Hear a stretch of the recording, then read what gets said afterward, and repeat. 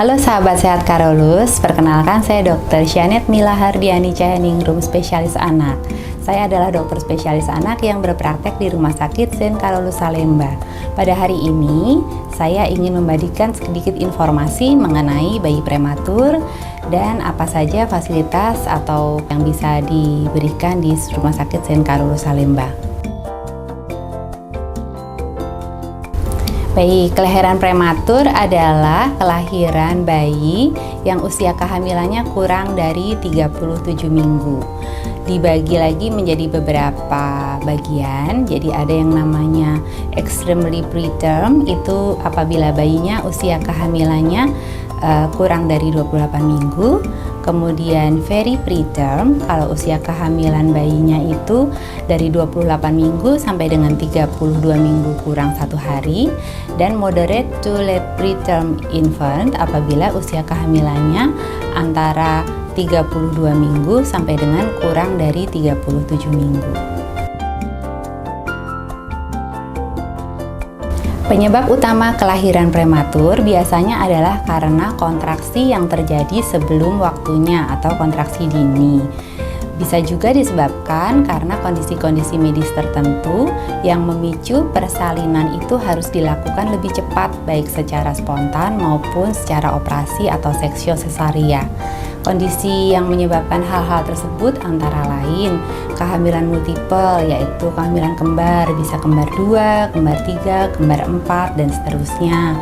Kemudian apabila ada penyakit-penyakit pada ibu, misalnya ibu mengalami diabetes mellitus, hipertensi, ibu mengalami autoimun, ibu hamil mengalami infeksi yang menyebabkan infeksi pada ketuban atau infeksi saluran kemih, atau juga faktor-faktor plasenta yang sudah tidak sehat sehingga nutrisi kepada bayi itu tidak berjalan dengan baik, sehingga bayi tidak tumbuh dengan baik dan justru mungkin lebih berbahaya sehingga harus dilahirkan lebih dini.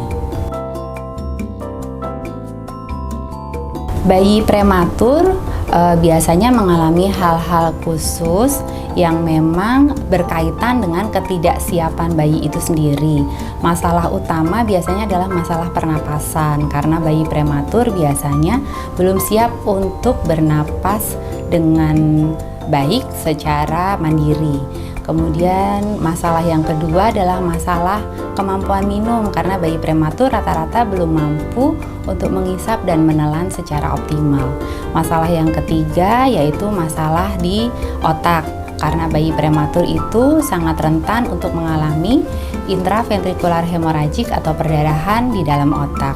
Masalah-masalah yang lain misalnya masalah jantung, kemudian masalah pendengaran, masalah penglihatan, masalah pencernaan, dan juga mempunyai risiko untuk mengalami keterlambatan tumbuh kembang pada tahap perkembangan selanjutnya.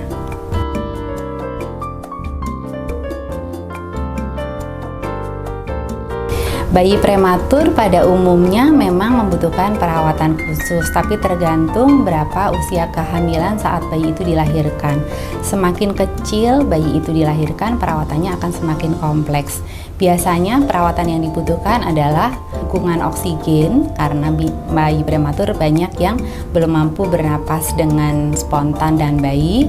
Kemudian dukungan inkubator untuk menjaga supaya bayi itu tetap dalam suhu yang optimal. Kemudian bayi prematur juga harus diberikan nutrisi yang cukup, karena biasanya bayi lahir dengan berat badan yang masih sangat kecil, sehingga harus diberikan nutrisi bisa melalui cairan infus yang harus mencukupi untuk kebutuhan kalori supaya dapat bertumbuh dan berkembang sampai dia mampu secara mandiri seperti bayi-bayi yang cukup bulan.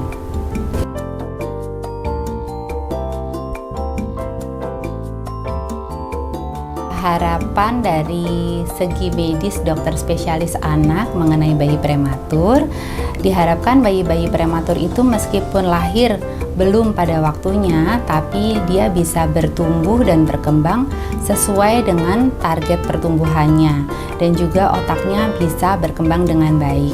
karena perkembangan otak bayi ini sangat penting, sehingga nutrisi untuk bayi prematur harus benar-benar optimal supaya tidak mengalami gangguan pertumbuhan dan perkembangan. Dan yang kedua, diharapkan kelahiran bayi prematur itu dari tahun ke tahun semakin berkurang, sehingga diharapkan ibu-ibu hamil atau ibu-ibu yang mempersiapkan untuk memiliki anak mempersiapkan kesehatan sebaik-baiknya supaya bisa risiko untuk kelahiran bayi prematur itu semakin kecil. Pesan untuk semua orang tua yang saat ini sedang menantikan kelahiran bayinya, yang pertama harus menjaga kesehatan sebaik-baiknya supaya risiko kelahiran prematur itu sekecil mungkin. Yang kedua, melakukan pemeriksaan antenatal secara rutin sehingga apabila didapatkan masalah pada janinnya dapat segera diatasi dan ditangani. Yang selanjutnya, mencari fasilitas kesehatan terbaik yang mampu menangani kondisi bayi yang akan dilahirkan. Demikian informasi singkat dari saya mengenai kelahiran bayi prematur. Informasi selanjutnya akan disampaikan pada sesi-sesi selanjutnya. Terima kasih, salam sehat selalu untuk sahabat sehat Carolus.